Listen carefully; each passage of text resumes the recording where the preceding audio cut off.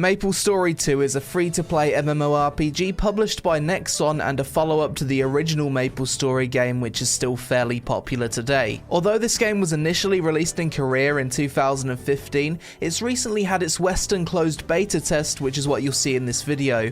Unlike MapleStory 1, the sequel is set in a 3D world rather than 2D, and has more of a voxel-based cartoon-like theme. Content-wise, the game has a main storyline with plenty of cutscenes, an arcade with mini-games, random community-wide events, world bosses, dungeons, 10-player raids, and player-created environments. So 3 servers to choose from: North America, Europe, or South America. Obviously gonna go with Europe. Let's create a new character. So we've got the choice between 8 different characters: the Knight, the Wizard, the Archer, has to show a little bit of underwear in there, of course, the Thief, giving us a nice arse shot for some reason, the Assassin also looks pretty kinky for some reason, Heavy Gunner, the Priest, and the Berserker. I think I want to play the Berserker. Berserkers are usually quite fun in games.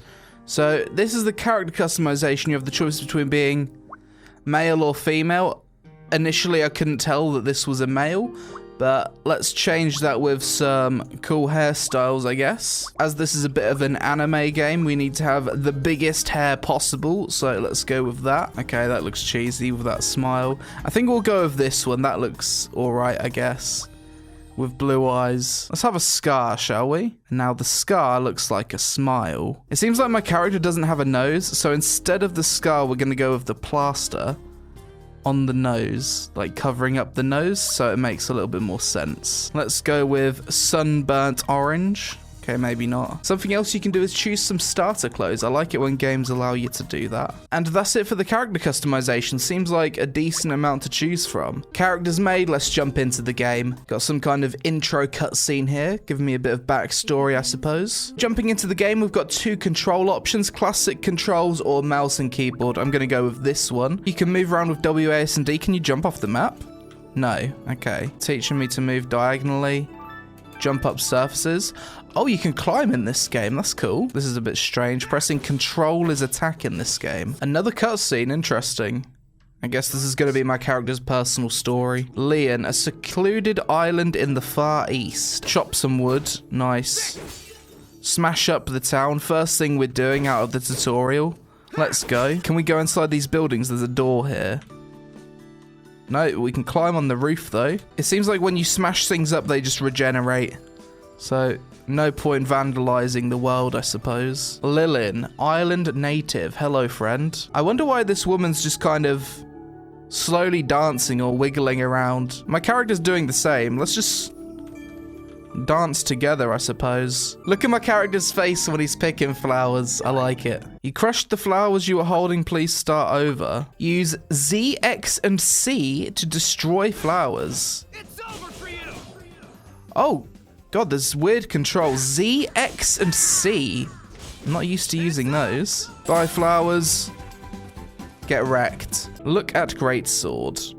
Character, what are you doing? Oh, he wants me to fight some monsters. Let's give it a try, shall we? I quite like my X ability. It's like Blade Storm from World of Warcraft, and I can just keep spamming it. Now we've got to fight the old guy. I bet he's going to kick my ass, isn't he? We just spin to win. Spin to win all day long. I think we got him. And before he's going to wreck me in the cutscene. Yep. Just as I thought. Seems like our nice peaceful island is getting invaded. No worries, I've got Blade Storm ability. Okay, this ability seems a little bit overpowered. I can just stand there and just spam the X key. The game certainly has a very unique look to it, I'd say, which is always refreshing to see in an MMO. There is a few floating Minecraft bricks. We just went through the floor. So now I seem to be at some kind of main city, Lith Harbor. All right, let's just explore this little island for a bit. Found a dancing sailor lady, Marina. Guard who's afraid of a puppy, really? My character's raging at the poor little dog. Oh, so you can collect different pieces of music in this game, apparently. Paper aeroplane. How does this work? Oh, wow. I've got a flying mount already. Can we fly off the map? Maybe not. Wait. Oh, Okay, let's see what happens when I drop into the water from a height. Oh, nothing really, you can swim. So another cool thing this game has in different areas is exploration goals. It tries to reward you for exploration. And as you can see here, I've got a few goals. Enjoy the scenery through binoculars, travel by taxi, catch an octopi, so I guess this game has fishing. Perform in the street for 5 minutes. Speak to Tio in the crest. You can take pictures of your character in this game. Okay. Let's take a selfie with some random character. There we go. Oh, so if you double click on the image, it comes up in Microsoft Paint. And this is the picture I just took. Oh, we just jumped on a ship.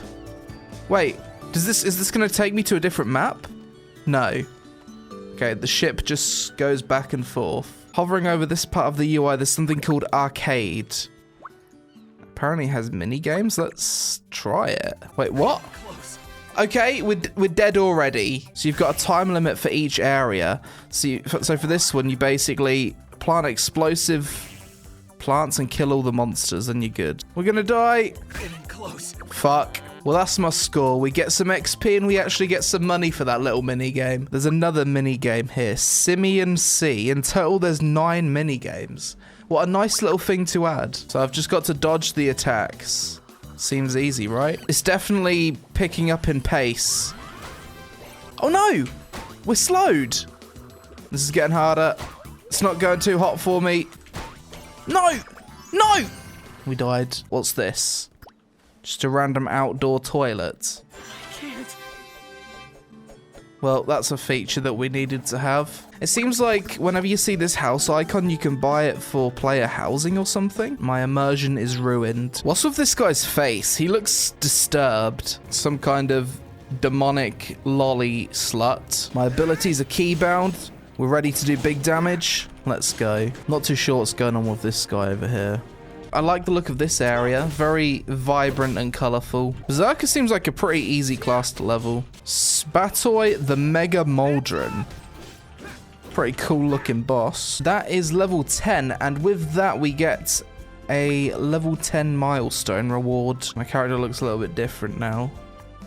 A little bit stupid with the angel wings, but we'll go with it. We're gonna get a selfie with the queen. Wait for her to stop moving and click. If I edit this in Paint, does it change in game? All right, let's give the queen a mustache. We save that. Now, does it save in game? It does! This game definitely has a certain charm about it. Why is there a spooky cat picture on this sign? Display an image. Really? I can just randomly display images on this sign? What's this button? Reports? So you can report people for having inappropriate houses. Wow, cool. So I'm actually visiting this guy's house. You can interact with some of the furniture. That's kind of cool. Operate the sink. Operate the gas stove. I'm getting little trophies for interacting with all of this. Quite a well-designed home, it seems. So we're jumping in the fish tank, but we're not sinking. My character likes this. Can I go into... Operate mortar. I like how there's so many things to interact with. I guess this is what the end game of MapleStory 2 is all about. Like, making a really cool house. He's got a gym in his house. Exercise bike. Snowboard. Treadmill. Weight bench. I got myself another new mount in this game. And it's called Duckling Stampede. Isn't it glorious? Let's test out my new ability. Oh, that deals some damage.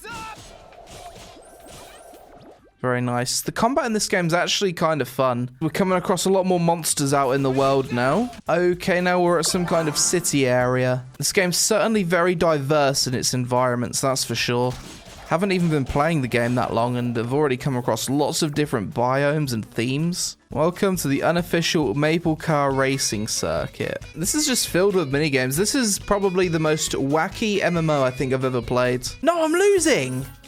How am I possibly How did I lose? Another player's actually helping me fight this boss now. That's useful. As the boss's health's getting lower, he's getting new mechanics, it seems. Big damage!